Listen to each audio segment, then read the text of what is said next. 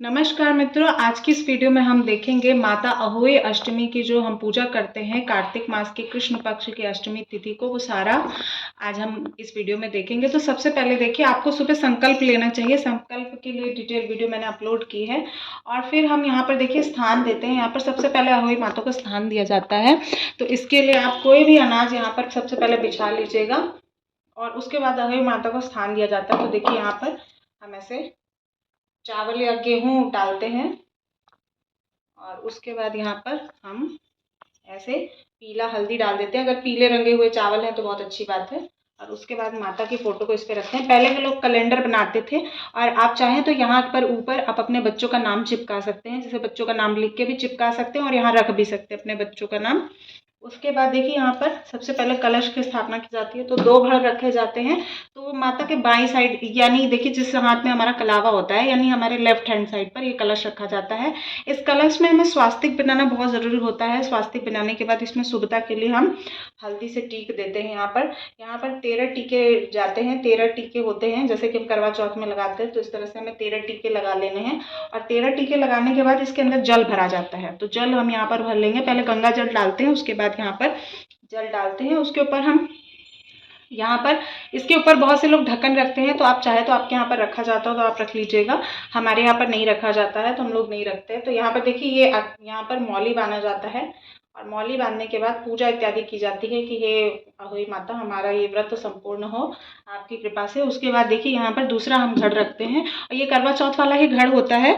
और उसी घड़ को यहाँ पर हम व्रत में पूजा के लिए रखते हैं, इस्तेमाल करते हैं। अब हम इस पर दोबारा से हल्दी के 13 टीके लगाते हैं। तो देखिए इस तरह से हल्दी के 13 टीके लगा लेंगे। और उससे पहले दोस्तों, अगर आप चैनल पर पहली बार विजिट करें तो प्लीज़ चैनल को सब्सक्राइब कर लीजिएगा। और वीडियो कहीं पर भी किसी भी रीज़न पर पसंद आए तो लाइक शेयर ज़रूर कीजिएगा। तो इस तरह से 13 टीके हमारे यहाँ पर लगाए जाते हैं। तो देखिए इस तरह से हमने 13 टीके लगा लिए। अब इसके ऊपर हम बांधेंगे मौली। इसके ऊपर दोबारा हमें मौली बांधनी होती है। और बहुत सारी जगहों पर इसके अंदर अनाज भरा जाता है, लेकिन हमारे यहाँ पर इसके अंदर भी जल भरा जाता है। तो देखिए इस तरह से हम यहाँ पर जल भर लेंगे और कंठ तक जल भरा जाता है। और बहुत से लोग इस यहाँ पर अनाज भी भरते हैं।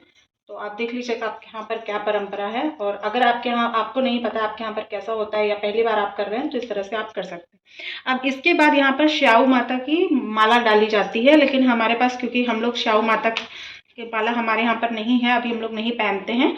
तो इस तरह से हम ये रक्षा बना लेंगे और रक्षे को ही हम छोटी दिवाली तक पहनते हैं। तो यहाँ पर इस तरह से उनको स्थान दे देना है श्याऊ माता मान के।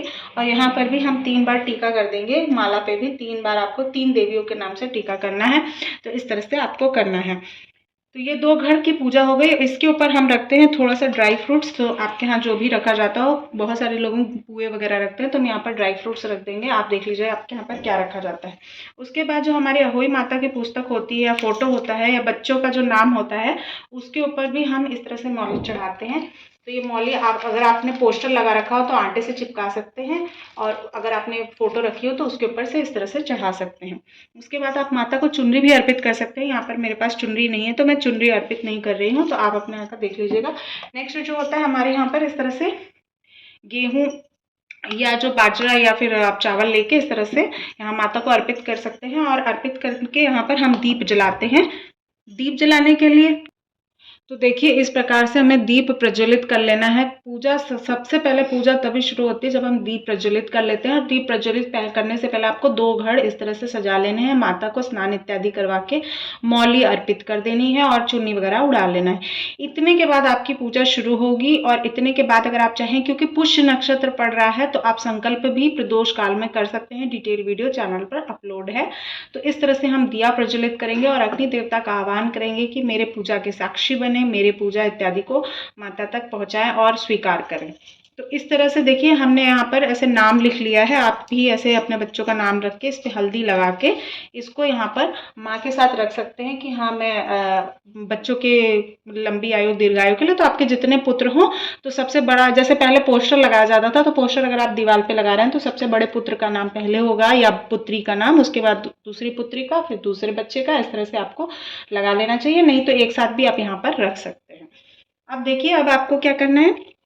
अब आपको पुष्प इत्यादि समर्पित करना है। तो पुष्प आप यहाँ पर देख लीजिए, पुष्प को समर्पित कर रही हूँ। तो सबसे पहले यहाँ पर हमें गणपति देवता को पुष्प समर्पित करना है और गणपति देवता को स्नान करके आवाहन करना होता है। इस फोटो में गणपति बने होते हैं, तो अगर आप चाहें, अगर आपने घर में अलग से रखा है तो आप वहाँ पे भी पूजन कर सकते हैं। तो गणेश जी को फूल हम सबसे पहले चढ़ाएंगे, उसके बाद हम देवी माँ को चढ़ाते हैं फूल। तो देखिए इस तरह से अहोई माता को फूल चढ़ाते हैं। अहोई माता को आप फूल चढ़ा दीजिए और जो फूल आप चढ़ाएंगे उसके बाद आप लक्ष्मी माता भी यहाँ पर बनी होती हैं, क्योंकि लक्ष्मी माता भी धन वैभव के साथ पुत्र संपदा इत्यादि प्रदान करती है, तो उनको भी हम पुष्प चढ़ाएंगे। फिर उसके बाद हम देखिए दीप देवता को भी फूल चढ़ाएंगे। तो यहाँ पर देखिए हम दीप देवता को फूल चढ़ा रहे हैं, क्योंकि वही हमारी पूजा को देवी तक पहुँचाएंगे। तो यहाँ पर उनको इत्यादि फूल अर्पित करेंगे। उसके बाद हम घड़ देवता को, यानी जो 2 घड़ सजाएंगे उस 2 घड़ पर भी हम पुष्प अर्पित करते हैं। तो इस तरह से हमें पुष्प रख देना चाहिए। उसके बाद देखिए जो पुस्तक होती है, पुस्तक की भी हम पूजा करते हैं, क्योंकि उन्हीं के माध्यम से हम कथा सुन रहे हैं और उन्हीं के माध्यम से हमें इस व्रत के महात्म्य का पता चला है, इसलिए हमें कुछ पुष्प अक्षत इत्यादि हमें पुस्तक में भी समर्पित करनी चाहिए। तो इस तरह से आप समर्पित कर सकते हैं। उसके बाद देखिए ये सब करने के बाद आपको अग्नि देवता को भी मौली स्वरूप अर्पित करना चाहिए। तो यहाँ पर देखिए ये मौली होती है, इसको तोड़ के आप यहाँ पर अग्नि देवता को भी अक्षत रूपी आप अर्पित कर रहे हैं। आप चाहे तो ये ही मौली आप अपने बच्चों के नाम पे भी कर सकते हैं, और ये मौली दोनों आप अपने बच्चों को रक्षा सूत्र के रूप में बांध सकते हैं। उसके बाद देखिए अब हम गणपति देवता को यहाँ पर जनेऊ अर्पित करेंगे। तो देखिए इस तरह से जनेऊ अर्पित करते हैं, और इस जनेऊ को अर्पित करने के बाद आप चाहें तो इसको पीला रंग भी सकते हैं। तो इस तरह से भाव करके अर्पित करना है कि हे भगवान, आपको यज्ञोपवीत अर्पित कर रहे हैं, आप इसे स्वीकार करें।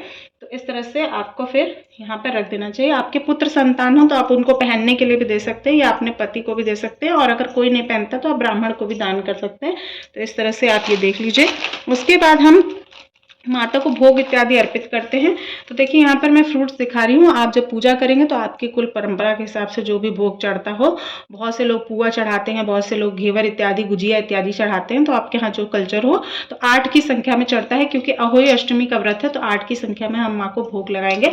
तो सबसे पहले गणपति देवता को भोग लगाया जाता है, उसके बाद माता लक्ष्मी, फिर माता अहोई, फिर हम 2 घड़ इत्यादि भोग लगाएंगे। अग्नि देवता को भोग लगा के उसके बाद हम यहाँ पर स्थापित कर देते हैं। उसके बाद देखिए बायना रखा जाता है। माता को सुहाग के श्रृंगार की चीज़ें अर्पित की जाती है। तो सबसे पहले हम इसको शुद्ध कर लेते हैं, और शुद्ध इत्यादि करने के बाद हम यहाँ पर इसको यहाँ पर रख देते हैं। माता सबसे पहले गणेश भगवान को, फिर माता को, फिर घड़ को, और अहोई माता को छुआते हुए यहाँ पर हम रख सकते हैं। यहाँ पर मैंने पन्नी में दिखा, आप इसको पन्नी निकाल के रखिएगा। और फिर यहाँ पर हम माता को वस्त्र अर्पित करने के बाद सिंदूर अर्पित करते हैं। तो सबसे पहले ये रोली जो होती है वो गणपति महाराज को अर्पित की जाती है, उसके बाद माता लक्ष्मी को, और उसके बाद अहोई माता को अर्पित की जाती है। फिर फोटो में जितने भी चित्र होते हैं सभी पर ये कुमकुम, जो स्वास्तिक, ओम इत्यादि, जो नाग देवता खिलौने बने होते हैं, और उसके बाद जो 7 पुत्र बने होते हैं और उनके बच्चे बने होते हैं, उन सभी पर हमें इस तरह से टीका करना होता है। ये बहुत ही शुभ होता है।